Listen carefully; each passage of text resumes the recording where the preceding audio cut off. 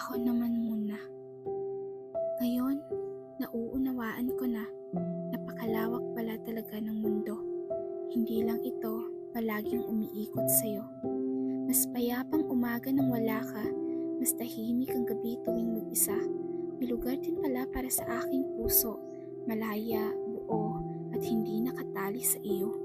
Hindi na ikaw ang sentro ng aking daigdig. Hindi ka na rin bahagi ng aking paligid. Muli kong nasaksihan ang liwanag na kay tagal nakakubli pagkat ako'y bulag. Muli kong nasilayan ang mga tala na kailanmay sa akin hindi mo ipinakita. Ngayon, nauunawaan ko ng katotohanan, hindi palaging ikaw ang dapat unahin o intindihin. Minsan, kailangan ding sarili ang alalahanin. Hindi palaging ikaw ang may espasyo. Minsan, kailangan ding piliin ang sarili ko. Maraming beses na nagpasakop sa iyo, tiniisang sakit manatili ka lamang buo. Ngunit sa ngayon ay ako naman.